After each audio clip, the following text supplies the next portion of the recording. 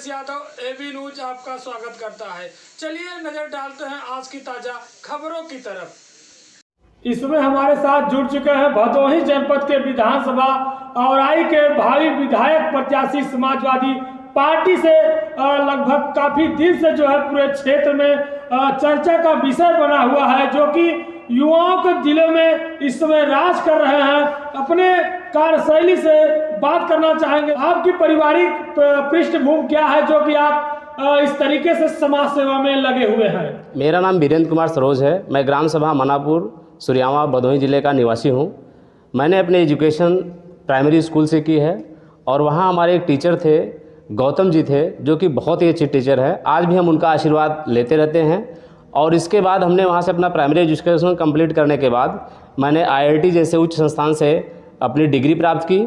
उसके बाद मैंने कई सारे कंपनियों में काम किया, जिसमें कुछ कंपनियां जैसे मैं आपको नाम बता रहा हूं, जैसे Samsung research center, Ericsson technology, Qualcomm technology, इन सब कंपनियों ने मैंने 10-12 साल सर्विस किया है। उसके बाद मैंने वहाँ नौकरी रिज़ाइन देके समाज सेवा में हमने आने का निर्णय लिया और हम समाज सेवा में लगे हैं। आपने IIT खड़गपुर जैसे संस्थान से उच्च शिक्षा ग्रहण करने के बाद राजनीति में क्या सोच कर आप आए?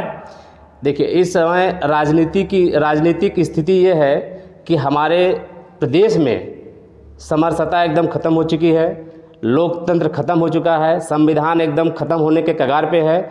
अगर ये सब चीज़ें अगर हमारे समाज में इस समय नहीं रहेंगी तो हम लोगों की जो स्वतंत्रता का अधिकार है वो छीन जाएगा। हमने देखा जब योगी जी की सरकार बनी उस समय 2-2.5 साल यादवों पे अत्याचार हुए। उसके बाद अभी पिछले 2-3 सालों से हमारे कास्ट पासियों पे लगातार अत्याचार हो रहा है।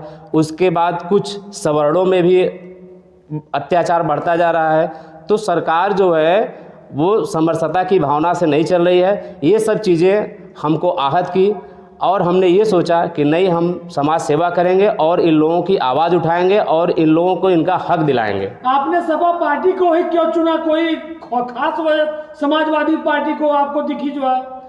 देखिए, समाजवादी पार्टी हमेशा सर्वधर्म समभाव की बात करती है। उनके यहाँ सभी लोगों को समान माना जाता है और समाजवादी नाम से ही सब लोग जानते हैं कि वहाँ समरसता की भावना है, कोई जाति पात भेदभाव का कोई वहाँ पे जगह नहीं है। और इसलिए जबकि समाजवादी पार्टी लोगों के बारे में बातचीत करना, लोगों के अत्याचार की आवाज़ उठाना और वो सामाजिक समरसता लाने की कोशिश कर रही है, तो उसके विचारधारा से हम लोग प्रेरित होकर समाजवादी पार्टी हमने ज्वाइन किया है। आप लगातार विधानसभा औराई में देख रहे हैं, काफ़ी दिन से मतलब प्रचार प्रसार में जुड़े हुए हैं, लोगों की सहयोग मदद कर रहे हैं। तो आप औराई विधानसभा में क्या विकास करना चाहते हैं? मुख्य रूप से आपका चुनावी मुद्दा क्या होगा?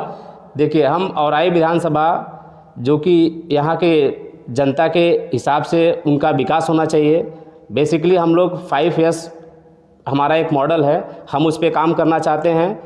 जैसे कि शिक्षा, स्वास्थ्य, सड़क सुविधा और सुव्यवस्था, ये चीज़ों पे हम लोग कार्य करना चाहते हैं, जिससे कि वहाँ के लोगों को एजुकेशन में भी आगे बढ़े, स्वास्थ्य सुरक्षा भी मिल जाए, सड़क की जो बदहाली है वो भी वहाँ पे सभी लोग का आवागमन सुरक्षित हो जाए।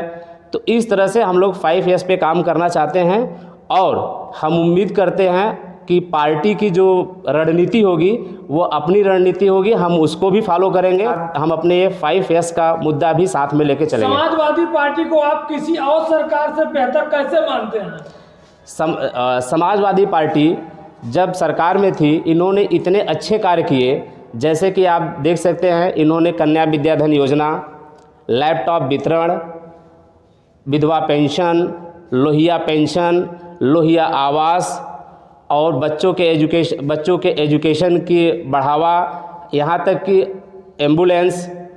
और आप ये देखिए 100 नंबर की पुलिस जो उस समय अखिलेश सरकार ने दी थी, ये सारी योजनाएं अखिलेश सरकार ने दी है, इस सरकार ने कोई योजनाएं नहीं दी है। तो उनके कार्यों के और विकास के मुद्दों को हम लोग आगे बढ़ाएंगे और जिससे समाजवादी विचारधारा से लोग जुड़े और हमारी समाजवादी सरकार बने। आपकी पार्टी के चुनावी मुद्दा क्या होंगे? देखिए, चुनावी मुद्दा तो पार्टी तय करती है और जो उनका आदेश होगा हम लोग उस मुद्दे को प्रचार प्रसार करेंगे और जनता के बीच पहुंचाएंगे। आप देश की राजनीति में बीजेपी के काम की कैसे देख रहे हैं? इस समय बीजेपी सिर्फ झूठ बोलने का काम कर रही है। उन्होंने कोई काम नहीं किया है। आज तक जितना भी उद्घाटन अखिलेश सरकार ने किया था, माननीय अखिलेश जी ने, उनके ही काम को आज तक वो कंप्लीट नहीं कर पाए। वो आगे की तभी योजना ही नहीं बना पाए। वो लोग सिर्फ झूठ बोलने का काम करते हैं, कोई कार्य प्रगति पे नहीं है। नोटबंदी और काला धन और बेरोजगारी के मुद्दे पर आपकी क्या राय है? नोटबंदी माननीय प्रधानमंत्री जी ने 8 बजे रात में घोषणा की। घोषणा करने के बाद ऐसा लगा, जनता को ऐसा लगा कि हमारे प्रधानमंत्री जी 18 घंटा 20 घंटा कार्य करते हैं। लेकिन हुआ क्या उस नोटबंदी से? उस नोटबंदी से पूरा देश बर्बाद हो गया। लोगों को लाइन में खड़ा कर दिया। लोगों के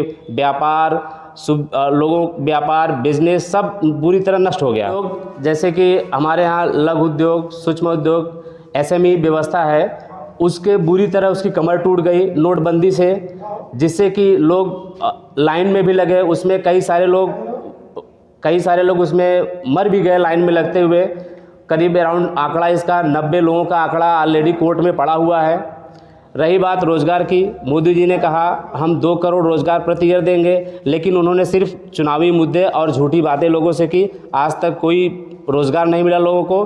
43 साल की चरम स्थिति में पहुंच गया है हमारा बेरोज़गारी दर। 43 साल की पिछली पहुंच गया है।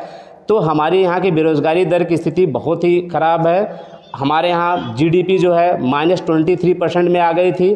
तो ये सिर्फ नाटक करते हैं कि हम 24 घंटा काम करते हैं, लेकिन ये कोई काम नहीं करते हैं। सरकार वादा करती है बिजली देने का 20 से 22 घंटे ग्रामीण क्षेत्रों में, जबकि यहाँ पे देखा जा सकता है कि बिजली ऐसी है कि 14 से 16 घंटे के बीच आती है। और दूसरी बात कि सरकार दावे करती है कि सामुदायिक शौचालय की स्थिति को, कि उत्तर प्रदेश सबसे प्रथम स्थान आया है सामुदायिक शौचालय बनवाने के लिए। शौचालय बने हैं लेकिन ताले लगे हुए हैं, शौचालय का उपयोग नहीं हो रहा है। सड़क की बात करते हैं केशव प्रसाद मौर्य जी कि सड़क बिल्कुल स्वच्छ होना चाहिए, सुथरा होना चाहिए। 4 लेन 2 लेन का पैसे तो पास हो गया, लेकिन 5 साल बीतने वाला है भारतीय जनता पार्टी की सरकार में। भदोही जनपद की सड़कों की स्थिति आप देख सकते हैं। नगर पंचायत सुरियाओं में पूरा जल जमाव की स्थिति है, लोग चल नहीं पाते हैं। बारिश के जमाव के कारण डेंगू और मलेरिया जैसे बीमारी लोगों को हो रही है। देखिए, इन्होंने शौचालय तो बनवा दिए। पहली बात आपकी शौचालय की थी। शौचालय तो इन्होंने बनवा दिए, लेकिन उसमें पानी की व्यवस्था नहीं किए हैं। बताइए, ऐसा कोई शौचालय होता है जिसमें पानी की व्यवस्था ना हो? अच्छा, शौचालय बनवाए भी तो उसमें इतनी बुरी तरह से धांधली हुई। आज भी लोग सब बाहर ही जा रहे हैं। उसको बस ढांचा बना के छोड़ दिया गया है और सारे पैसे का गमन किया गया है, और इसकी जिम्मेदारी पूरी की पूरी सरकार की होती है।